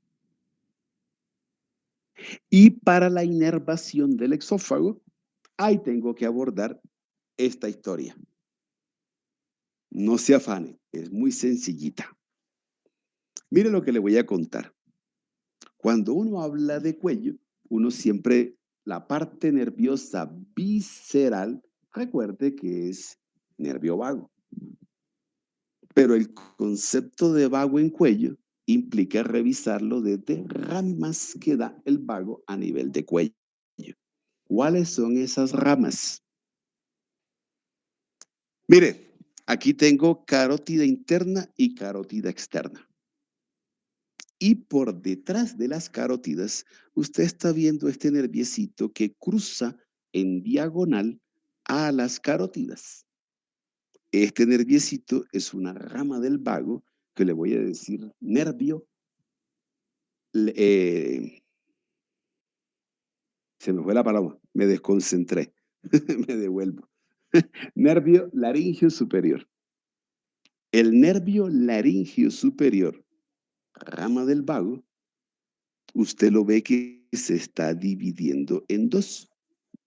Él me da origen a un nervio laringio interno y otro nervio que se llama nervio laringio externo. Entonces, ramas del vago a nivel de cuello, primero tengo que abordar a nervio laringio superior. Casi siempre nace encima, o sea, uno se ubica en el hueso yoides y a nivel del hueso yoides, más o menos 1 centímetro por encima del hueso yoides, ahí tengo o localizo al nervio laringio superior. Y nervio laringio superior que da esas dos ramitas. El nervio laringio externo y el nervio laringio interno. Los otros ramos que necesito del vago están esquematizados aquí. Mírelos. Estoy viendo a un vago que recorre cuello, pero que va hacia el tórax. Y cuando él está dentro del tórax, en el lado izquierdo, el vago da una ramita que la sitúo debajo del callado de la aorta. Esa rama del vago nace en el borde inferior del callado aórtico y retrocede, o sea, vuelve al cuello. El vago estaba en cuello, pasa el tórax y en tórax da un ramo que se devuelve al cuello. Por eso se llama nervio laríngeo inferior o recurrente. Recuerde que recurrencia es cuando hago algo que ya hice. Estoy en cuello, paso al tórax y me devuelvo al cuello. Hago una recurrencia. En base de cuello, en tórax y en base de cuello, hay que revisar a esta historia de ramos del vago. Del lado izquierdo y con referencia anatómica en el callado aórtico, el nervio laríngeo inferior o recurrente izquierdo. Y en el lado derecho está la misma historia, solamente de que el vago lo hace más arriba, lo hace a nivel de la arteria subclavia. Debajo de la arteria subclavia, el vago da el ramito en el lado derecho, que se conoce con el nombre de nervio laríngeo inferior o recurrente derecho. Mire que tiene dos niveles. El izquierdo está más abajo, a nivel de T4. El derecho está detrás de la articulación esternoclavicular, justamente donde termina el tronco arterial brachiocefálico y donde da origen a carótida primitiva derecha y a la subclavia derecha. Ahí es el punto anatómico de referencia del nacimiento del nervio laríngeo inferior o recurrente derecho. La inervación del exófago cervical es nervio laríngeo inferior o recurrente, tanto derecho como izquierdo, ramos del vago. Pero tener en cuenta que esta historia nerviosa está profunda en el cuello y que es una historia que viene del tórax, viene de esa relación que necesito, lado izquierdo en callado aórtico y lado derecho en arteria subclavia, los nervios laringeos inferiores o recurrentes. Y listo, ahí el vago entrega sensitivo, entrega parasimpático con una parte de estímulo motor, promueve la contractilidad, promueve la secreción de la secreción de las glándulas.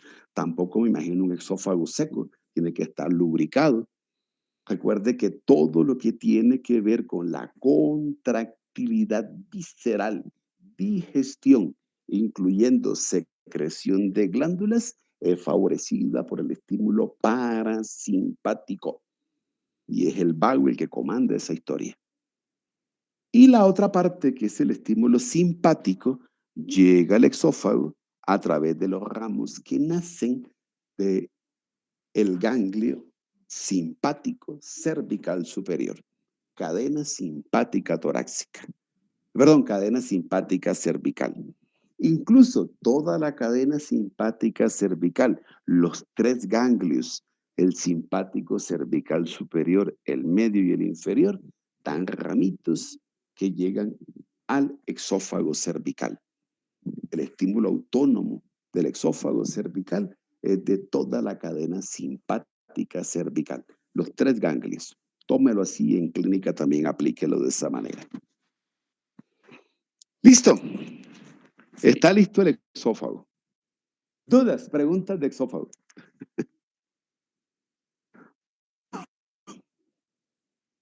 ¿Vamos bien? ¿Se entendió bien el concepto? Sí, señor.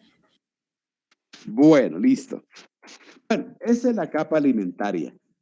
Triángulo infrayudeo, faringe y exófago cervical. ¿Qué sigue? Capa respiratoria. Y en la capa respiratoria entonces tenemos que abordar laringe y tráquea. Vamos a hacer el ejercicio. Pero antes de eso, una parte teórica con respecto a mi laringe. ¿Qué tengo que revisar en laringe?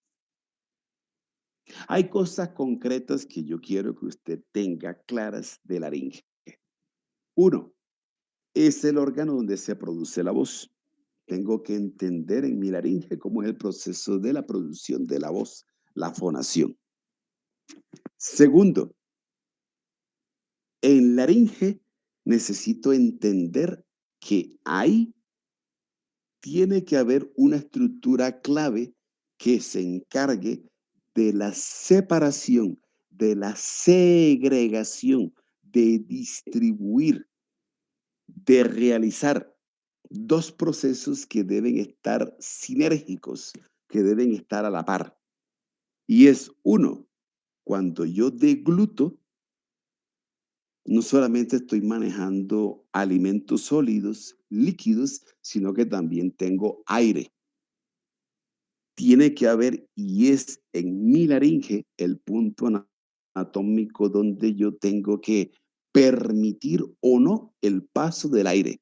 Tiene que haber algo en mi laringe, una válvula, la única vía, el único espacio, el único tubo por donde tiene que transitar el aire y yo haga un control del paso del aire desde las vías aéreas inferiores a las superiores y viceversa. En mi laringe está la única zona de paso de aire. Y lo tercero es que en mi laringe tengo que también tener la cualidad o la propiedad de que el alimento se vaya hacia el exófago y que el aire vaya hacia la vía aérea y evitar que los alimentos pasen a la vía aérea, porque si pasan a la vía aérea me broncoaspiro. Recuerda el famoso se le fue por el garillo viejo, es lo mismo. Entonces tiene que haber alguien o alguien en mi laringe que haga esa funcionalidad. Tengo que entenderla desde esos conceptos. Por eso están las funciones de mi laringe. Mira, ya aparece. Dirigir el aire hacia la vía aérea, pero los alimentos por lo que es exófago. Y el aire por lo que es laringe, obviamente, y tráquea. Como ella es durita, porque es cartilaginosa, eso hace de que los músculos que estén alrededor, a pesar de que hagan una contracción sobre mi laringe, como las paredes son cartilaginosas duras, ella se mantiene siempre abierta, permeable. En cuanto a paredes, o sea, si yo aprieto la laringe, a ella, su pared dura, su pared cartilaginosa, hace de que haya una resistencia para que las fuerzas externas no la compriman. Pero ella tiene el mecanismo dentro de ella para abrir o cerrar y hacer o no el paso del aire. Una cosa es el control del paso del aire por la constitución interna en mi laringe y otra cosa es las paredes cartilaginosas que se oponen a la fuerza muscular y que hacen que tenga una resistencia a la compresión, lo que hace de que ella siempre se mantenga así permeable. Y bueno, lo otro que es la producción de la voz. Entonces, hablar de laringe, vuelvo a la misma figura que ya tenemos. Es un órgano, difiere en hombres o en mujeres, es más grande en hombres, es más pequeña en mujeres. En promedio tiene 5 centímetros en longitud.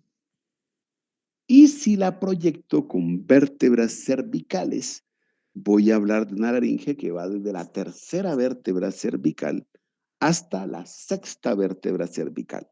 De C3 a C6 es la proyección vertebral que hago de mi laringe. Quiero conocer su constitución. Entonces, hablar de laringe implica hablar de cartílagos laringeos. Y en la historia de los cartílagos laringeos hay unos que son pares y otros que son impares. Vamos a mirarlos. Voy a mostrarle una imagencita y revisamos esa historia. Aquí Netter le está mostrando a una laringe. Aquí la está viendo por delante y aquí la está viendo por detrás. ¿Cuáles son los cartílagos que conforman a mi laringe? Cartílagos impares. El primero y más grande cartílago tiroides. Es un cartílago que tiene como una forma cuadrilátera. De él quiero describir una proyección hacia atrás y hacia arriba, las astas superiores. Una proyección cartilaginosa hacia atrás y hacia abajo, las astas inferiores. Y para mí, la más importante es esta que está hacia anterior.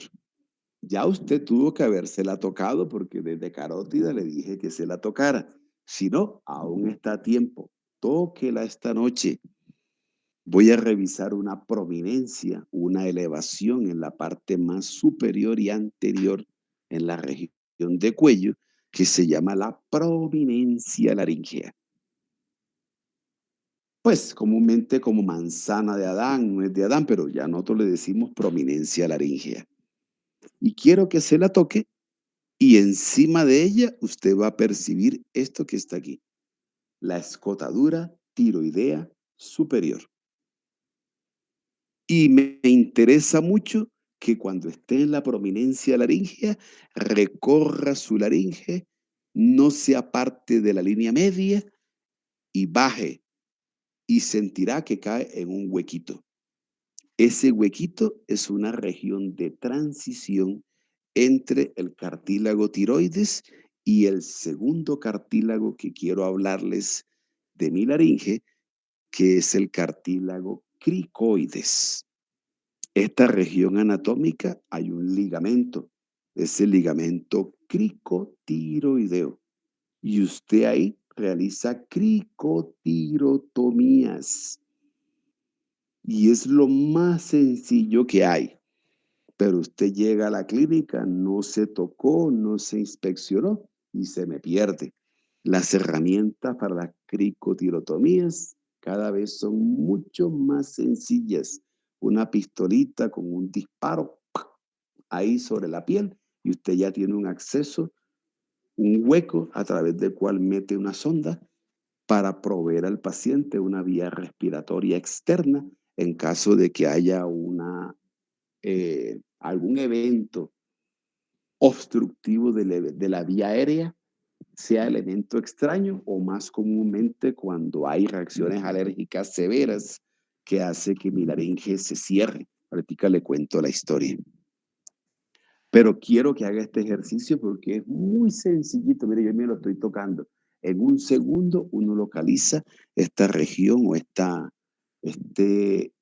zona de transición entre el borde inferior del tiroides y el cartílago cricoides, membrana cricotiroidea.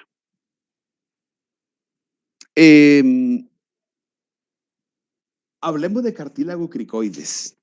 El cricoides tiene forma como redondeada, es como un anillito.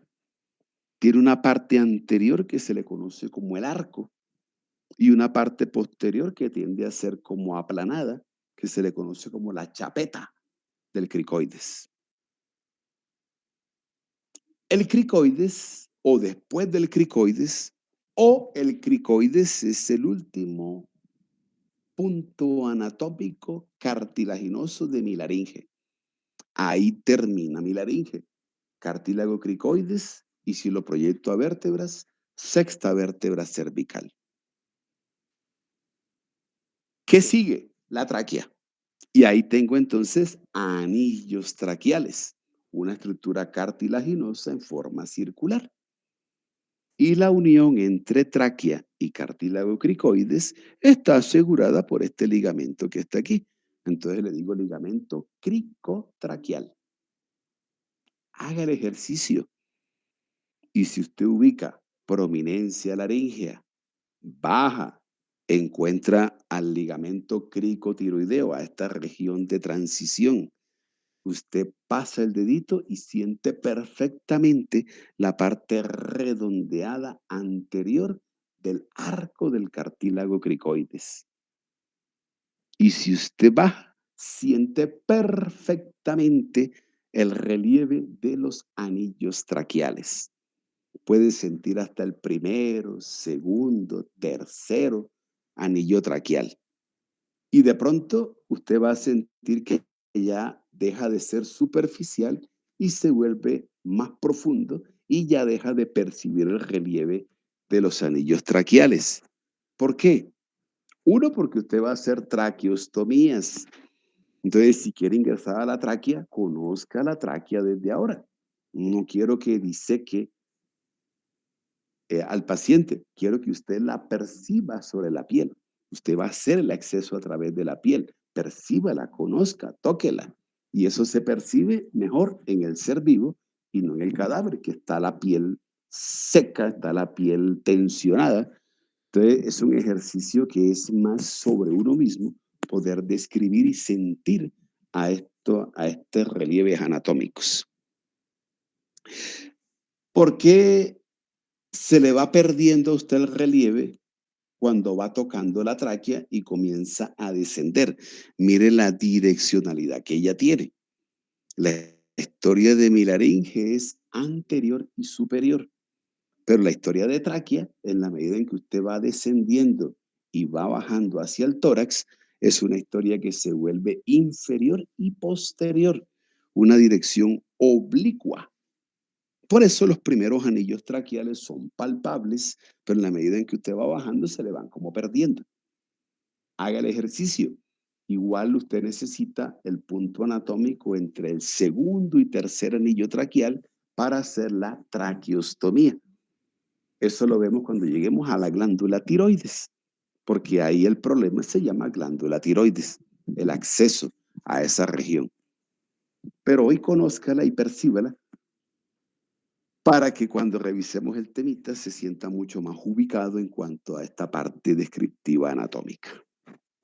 Bueno, sigo con los cartílagos a nivel de mi laringe. El tercer cartílago impar lo veo acá. Está situado detrás del cartílago tiroides y detrás del hueso yoides. Es el cartílago epiglótico. Tiene forma como de un pétalo, otros dicen que tiene forma de una hoja. Bueno, tiene una parte superior que es amplia y ancha y una parte inferior que es estrecha y se le conoce con el nombre del peciolo. El peciolo del cartílago epiglótico es esta parte inferior que se va como volviendo angosta. De los cartílagos que son pares, para ubicarlos tengo que mirar a mi laringe por detrás. Detrás del cartílago tiroides y encima de la chapeta del cricoides voy a encontrar un par de cartílagos laríngeos que se llaman los cartílagos aritenoides. O también se le dicen aritenoideos. Hay otros dos pares, pero no tienen mayor funcionalidad. Se los cuento para que sepan que existen, pero desde el punto de vista funcional no sirven para nada. Encima del aritenoides encuentra el cartílago corniculado. Y encima del corniculado hay uno que se llama cuneiforme. Los cartílagos pares de mi laringe son los aritenoides o aritenoideos, los corniculados y los cuneiformes. ¿Por qué tienen interés los cartílagos? Además de ser pared y además de ser protagonistas en la parte funcional de mi laringe, los cartílagos cambian. Es lo mismo en lecturas imagenológicas o radiográficas, incluyendo las radiográficas, se pueden ver a través de la radiografía los relieves de los cartílagos. Si la persona es mayor como yo o entre más viejito, se tienden a ver más en la radiografía, porque los cartílagos tienden como a irse osificando. En ustedes de pronto los relieves o la parte imagenológica no se alcanzan a distinguir. Con la edad se tienden a ver más los cartílagos a nivel sobre todo a nivel radiográfico. Y esa dureza de los cartílagos hace que también la voz cambie. No es lo mismo la voz del adolescente, bueno, la voz de la persona, bueno, voy a decir adolescente, después se me confunde, de una persona en su adultez, ya a cuando sea tercera edad. La voz cambia porque los cartílagos también van teniendo esa osificación, entre comillas, se van como volviendo más duritos. Ahorita le cuento más específicamente con la producción de la voz, ya entenderemos más esa historia. Bueno, quiero hacer conexiones necesarias. Entonces, póngale cuidado. Hueso yoides, cartílago tiroides. ¿Están unidos? Sí. Cuénteme, ¿qué le pasó? Profe, sí, ese cambio de Sí. voz está solo relacionado con, pues, con estos cartílagos o también con las cuerdas vocales.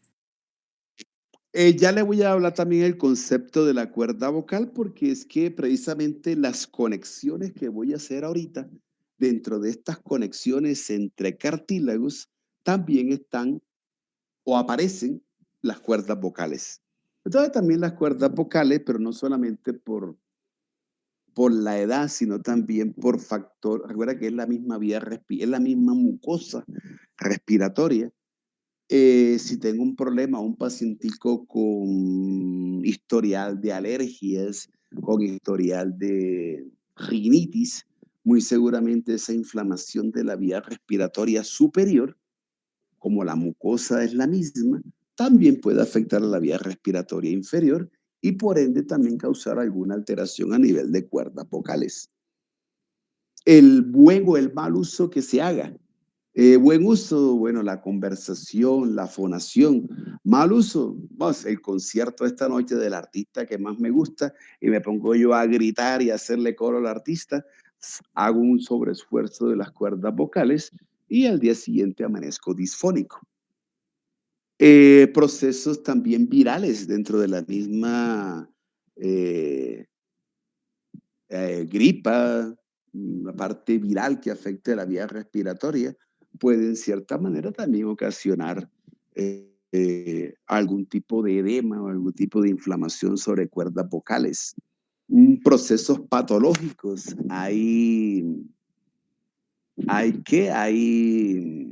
alteraciones propias de las cuerdas vocales, pueden haber cánceres a nivel de laringe, fumadores también, todo lo que irrite la vía respiratoria a la mucosa puede en cierta manera también afectar a las cuerdas vocales. Hay una gran historia dentro de estas alteraciones que puedan tener. Y si todo está perfecto y no hay ninguna alteración local de la cuerda vocal, hay que pensar entonces también en los nervios que se encargan de hacer que se den estos movimientos a nivel de mi laringe, que están representados en movimiento de las cuerdas vocales y en fonación. Hay que valorar la parte nerviosa. Ahorita también le cuento esa historia. Terminemos de armarla y le damos el... Hay pólipos también a nivel de la cuerda vocal. Hay muchas patologías que puedan afectar el movimiento y también la funcionalidad de esta cuerda vocal. Pero armémosla para saber dónde está la cuerda vocal. Entonces vamos a hacer las conexiones que tiene laringe entre sí y con órganos vecinos. Y ahí entra la historia de las cuerdas vocales. Entonces, mire, hueso yoides, cartílago tiroides, membrana tiroidea, cartílago tiroides y cartílago cricoides, membrana cricotiroidea. Tengo cartílago cricoides y tráquea. Entonces le pongo membrana cricotraqueal. Algunos también hablan de ligamento cricotraqueal. Bueno, es una pelea anatómica. Membrana es cuando es amplia y ancha y ligamento es cuando es delgado y rectilíneo. Bueno, cricotraqueal. Guante que no le pongo otro nombre, pero es membrana cricotraqueal. Y si lo miro de lado, busquemos otra imagencita acá.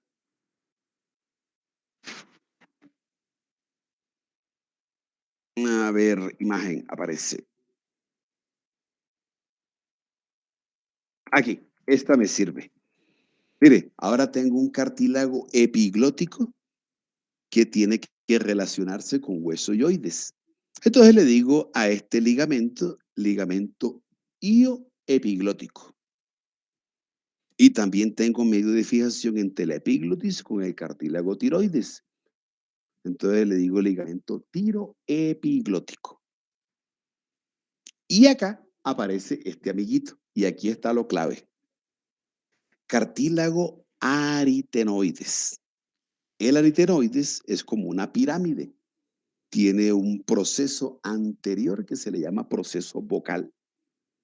Y tiene una proyección hacia atrás que se le conoce como el proceso muscular. ¿Qué estoy viendo? Bueno, Netter no pintó todo. Netter solamente le muestra, pero también es cierto porque es el ligamento más importante. Los otros no sirven para no tienen mayor funcionalidad. Dentro del punto de vista funcional de la laringe, esto es lo clave. 1. La articulación que hay entre el cricoides y el aritenoides. Entonces le digo articulación cricoaritenoidea. Esto es diartrosis. Se mueve. Clases de artrosis, género condilia. Es biaxial. Y se me acabó el tiempo. Tengo un ligamento que va desde el proceso vocal del aritenoides hasta el cartílago tiroides. Lo que pintó Netter. Pero en la realidad, mire, Feneis le está mostrando que no es un ligamento, son dos. Desde el aritenoides hasta el tiroides voy a encontrar dos ligamentos. Uno se llama el ligamento tiroaritenoideo superior. Este que está aquí, que también se le conoce con el nombre de pliegue vestibular. O también le digo cuerda vocal falsa. Y abajo, este que está aquí pintado en Feneis, que es el que pintó Netter solamente, es un ligamento que le digo ligamento tiroaritenoideo inferior. También le digo pliegue vocal o le digo cuerda vocal verdadera. Y los dejo hasta ahí porque ya se acabó el tiempo. Me recuerda, por favor, el viernes que nos veamos que estamos en cuerda vocal verdadera. Terminemos de armar laringe, entendamos fonación, paso de aire y seguimos con glándula tiroides, paratiroides. Y listo. Yo creo que el viernes le damos ya el toque final a esta partecita de cuello con el favor de Dios. Por favor, me recuerda, estamos en cuerda vocal verdadera. El viernes continuamos entonces con nuestra parte anatómica y terminamos laringe. ¿Listo? No se le olvide la palpación. Hoy, en el espejito, por favor, revísese, haga esa inspección manual anatómica de lo que es prominencia laringea, el espacio cricotiroideo, perciba su parte cartilaginosa, porque usted ahí accede a cricotirotomías y también a traqueostomías. Los accidentes anatómicos son clave para el abordaje que usted haga en esos dos procedimientos. Son muy sencillos, tienen una parte compleja y una parte fácil. La parte fácil está en el abordaje anatómico de los relieves. Es más compleja una traqueostomía que una cricotirotomía, pero se va a enfrentar usted a las dos. Entonces, para que cuando lo haga de manera segura. Y uno tiene seguridad si sabe dónde está. La inseguridad es porque uno o no sabe dónde está ubicado o así sepa dónde está ubicado, no sabe que esté tocando. No tiene un concepto teórico, necesita las dos cosas. tanto lo teórico como lo práctico. Lo teórico descriptivo y lo práctico lo palpable. Es una ventaja que existe al abordar esta vía aérea. Es superficial. Y bueno, en la próxima le cuento una parte compleja de ella. Pero lo complejo se subsana si conozco qué me voy a enfrentar y qué está debajo de esa piel. Bueno, nos vemos el viernes. No lo molesto más. Nos vemos el viernes, profe. Hasta luego. Se cuida. Hasta luego, profe. Con Que mucho esté gusto. bien. Chao, chao. Gracias igualmente.